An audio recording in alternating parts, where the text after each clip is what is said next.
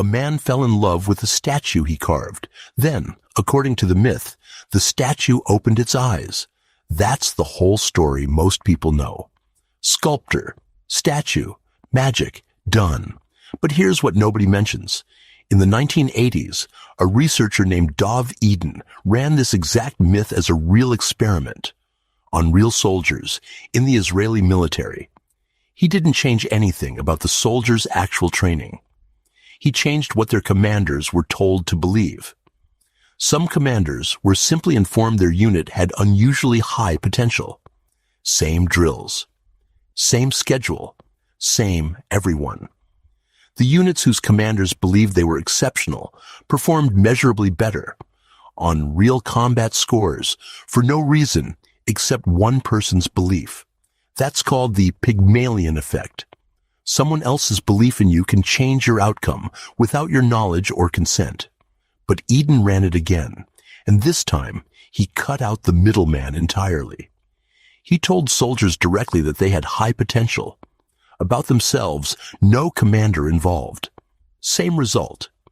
Soldiers started performing like it immediately, before a single new skill existed. Eden named this one after the statue herself, the Galatea Effect, not the sculptor's belief, hers. No new skill got installed overnight, but performance changed anyway. Fast, because expectation doesn't sit quietly in your head, waiting to be proven right. It leaks into everything.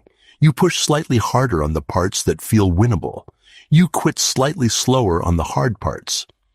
A stumble reads as still learning instead of not built for this. And that single interpretation, repeated across 100 forgettable moments, quietly builds an entirely different person than the one who expected to fail from the start. Here's the part that should actually bother you. Eden also documented the reverse, and it's brutal in its efficiency. It's called the Golem Effect, named after the clay creature from Jewish folklore that turns destructive because nobody expected better from it. Tell someone, even by accident, that you don't expect much, and their performance drops to meet it. Not because they got worse at the task, because the belief itself quietly became the ceiling, and nobody signed anything agreeing to that. Which means you have almost certainly already lived both versions of this. A teacher who assumed you were the smart one, and you somehow kept living up to it. No contract required.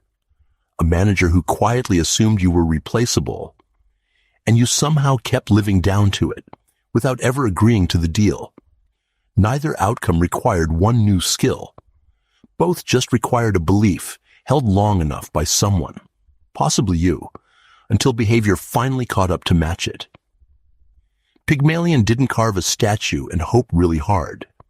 He carved it, then treated it consistently for a long stretch of time, as if it already had the ending he wanted, long before there was a shred of evidence to back it up. That's the entire mechanism with the magic stripped out. Act consistently, as though the outcome you're aiming for is already partly true, and your own behavior starts closing the gap for you, one unremarkable day at a time. This isn't a claim that belief builds skill from nothing. Eden's soldiers still trained. Pygmalion still carved for years. Belief didn't replace the work. It changed the shape of the work, made it harder to quit, more forgiving of setbacks, less willing to pack it in exactly where a person expecting failure would have stopped and called it proof. So the actual question isn't, do I have what it takes? It's this. What have you already quietly decided about yourself, without ever formally deciding it? And how much of your last year was just that decision, playing itself out on autopilot? The statue didn't become real because the marble changed.